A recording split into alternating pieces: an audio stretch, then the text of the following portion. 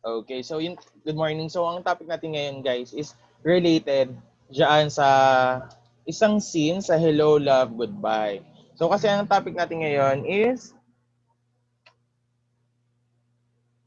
scene and other devices. And guys, iba, one of the famous scene dyan sa Hello, Love, Goodbye, yung scenario yan. Okay, yung scene na yan, yung sakit, di ba? It really hurts. Okay, so lesson proper, scene and other devices. So there are anatomy of scene, the main action, and the sequel. So under of main action, there are three distinct part. The first one is the goals, which, diba, every one of us naman, kung magsusulat tayo or gagawa tayo ng isang story, kailangan may goal tayo dyan. So, ano yung i-aim natin para maging maganda yung kakalabasan ng gagawin nating story. Then, kumbaga, what does the character wants to do? Diba? Kung ano yung gustong mangyari natin sa isang character, yun yung goals natin. Kumbaga, gusto ba natin na mamamatay yung character natin sa huli? Or kailangan ba happily sila sa huli? Okay? Happily ever after na parang isang fiction story.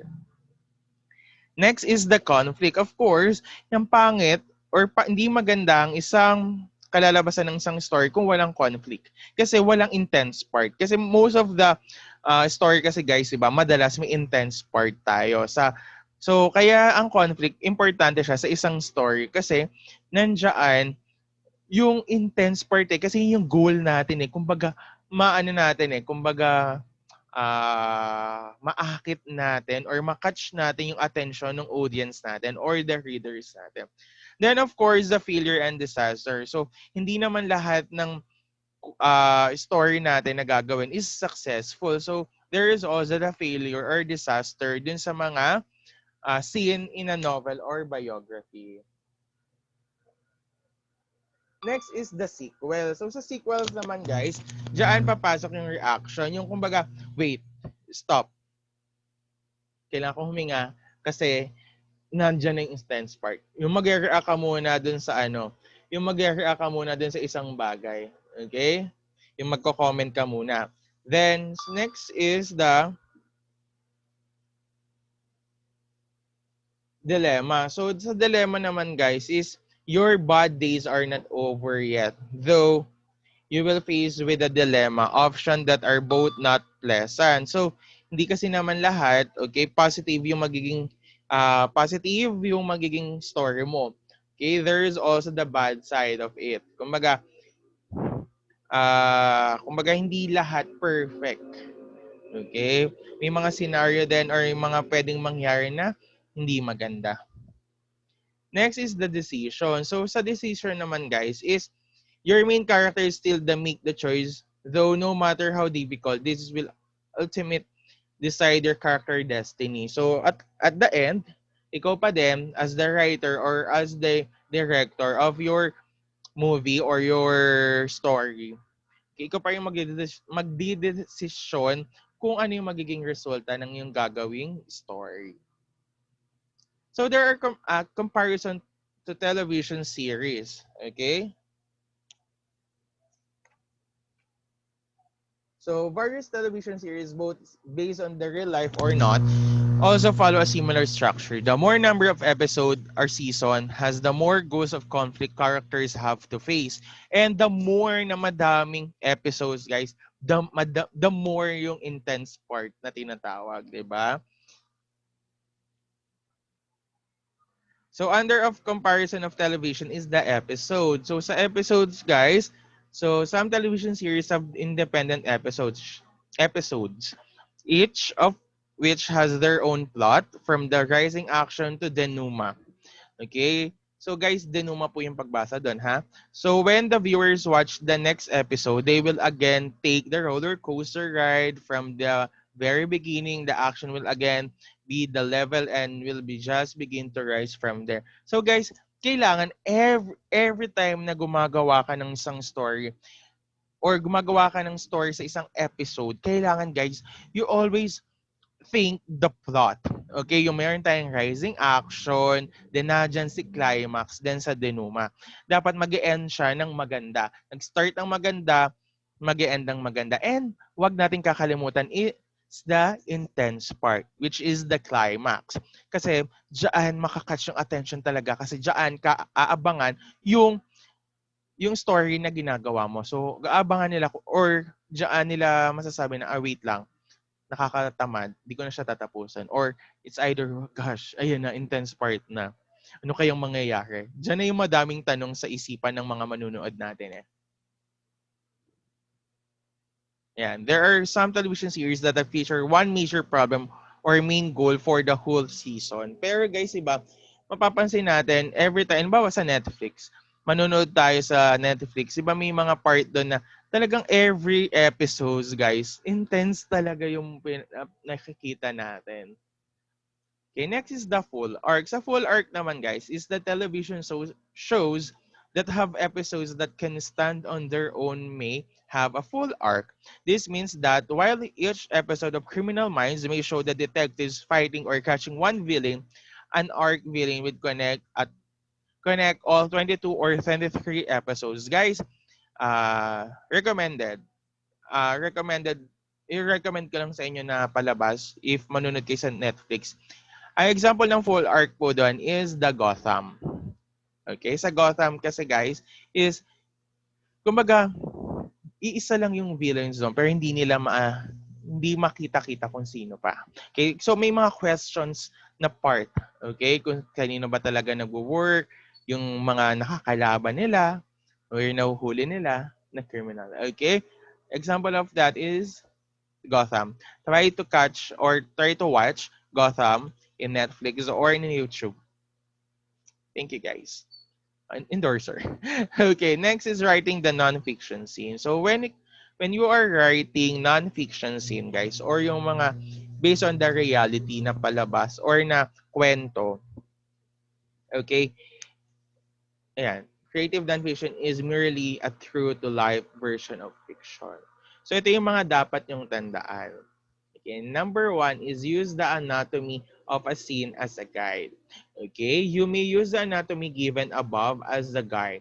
It does not mean to say that you have to follow it from point A to Z. Whenever possible, apply the structure to your story without compromising the truth in the story. Guys, yung ibig sabihin lang yan, guys, is wag tayong minsan sa isang kwento natin, hindi natin kailangan maging straightforward. Kailangan sa isang kwento, pwede nating lagyan ng curve. Kumaga, hindi natin i-smooth para may twist. Ayun, yung the word twist. Okay, kailangan sa isang kwento meron tayong twist. Para sa ganon, magkakaroon ng yung audience mo magkakaroon ng question sa sarili nila or sa utak nila na, wait, kailangan kong tapusin to kasi hindi ko alam kung anong mangyayari. Diba? That's the anatomy of a scene as a guide. Next is be creative. So tulad naman nung noon ko pa sinasabi sa inyo na when you are writing something, okay, kailangan natin ng creativeness. And as yourself, guys, bilang kayo sa sarili nyo, kailangan maging creative din kayo so that makakatch natin yung attention ng tao. Okay, dapat kasi sa pagsusulat, hindi lang basta-basta. Nilalagay natin siya ng creativeness. Okay? Tulad nga sinabi ko, to catch the attention of the audience. Kasi guys, aminin naman natin or hindi, ang audience natin or yung readers natin, di ba, kapag nagbabasa yan or nanonood, mas gusto nilang interesting. Okay? Yung may creativeness, yung may mga questions sa utak nila kasi nga, mas nagiging masaya yung panonood nila or pagbabasa nila kapag nakikita nila yung creativity or creativeness doon sa isang kwento. Next is don't forget sensory details. The problem with describing something that is very vivid to you is that sometimes you may think that you are doing a very good job at it. However, remember that your readers were not there with you and must be able to visualize the event through your words. So guys, don't forget the sensory details. So ano nga ba yun? Kasi not every one of us ay, kumbaga, malawak yung pag-iisip. Okay? Maybe sa inyo okay lang siya, sa iba hindi. Okay, so dapat tatandaan natin na let us think always our readers or our viewers or in other words, our audience. Kasi guys, mamaya, hindi pala maganda yung words na pinili natin doon, sa kanila nakakasakit. Pero sa atin, normal lang. For you, as the writer, wala naman sa iyo yun. Kasi nga, yun talaga yung nasa isip mo. Pero guys, of course, dahil ipapublish mo yan or ipapakita mo yan sa madaming audience, kailangan ang lahat ng or every details of it, guys, safe. Kumbaga, inisip mo, pinag-isipan mong mabuti. Para wala kang masasaktan at the end of that story. So there are devices or ingredients of a scene. Sa isang scenario, kailangan tong mga to. Okay? The number one is the character. So the character is the necessary and creative nonfiction. There is no time to go the experimental route wherein you describe the activities of objects instead. The narrator may even the character, as in the case of autobiographies and the memoirs. So, of course, guys, lagi ko sinasabi sa inyo, or noon pa lang naman, na ang character ang magbibigay buhay sa inyong gagawing kwento. So, kailangan, okay, maganda or maayos yung gagawin natin when it comes to the characters. Kasi nga, of course, sila ang bubuhay, sila ang magbibigay ng kulay sa gagawin nating kwento. Kailangan maayos. Next is the plot or the subplot, something that must have happened while essay on philosophies are part of the creative nonfiction. Nonfiction with the scenes must have a plot and or subplot. This human experience must be able to grab the readers and make them stay, especially if the character are based on the people who are not famous. Of course, guys, kailangan nating isipin ng plot. At di ba ang plot, meron siyang rising action, climax, and the denouement. Okay? Ano bang... Di ba? So, tayo, guys, dapat meron tayong... Iisipin natin yun lagi kasi wag dapat natin nga alisin ang mga intense part. Di ba? Kasi once na ang character, ano ba, lalo na yung character naman natin, hindi naman kilalang tao. Pero once na makita nilang interesting yung kwento at magaling naman yung character dun sa kwento, the audience will, ano man tawag doon? Kumbaga tatangkilikin siya. Okay? Tatangkilikin siya ng audience mo. Kahit na hindi sikat yung mga characters na nandoon. Pero guys, nasa kwento yan eh. Kahit hindi kilala yung characters, guys. Once na magaling at maganda yung kwento na ginawa mo, makakatch nyo pa din yung attention ng audience natin. And the last is the dialogue or the exposition. Of course, guys, importante din yung mga salitaan. Ngayon, ang uso ngayon sa mga salitaan sa mga kwento, guys, is yung may mga hugot. Parang yung kanina dun sa pinapanood ko sa inyo na Hello, Love, Goodbye. Di ba nga, once kasi na mas nakakasakit yung conversation ng dalawa, the more na madaming taong makikinig or the more yung mas madami yung taong manonood or tatangkilik ng kwento mo. Aminin man natin na or hindi, ang mga tao ngayon, more on hugot sila. Gusto nila yung mga kwentong may hugot. Kasi ewan ko ba, yung bang tipong parang ang dami na nilang pinagdaanan kahit hindi naman. Okay guys, so that's all for today. I hope you learned something today. So, yun lang guys. Kung may tanong kayo, chat lang kayo. And don't forget to always keep safe.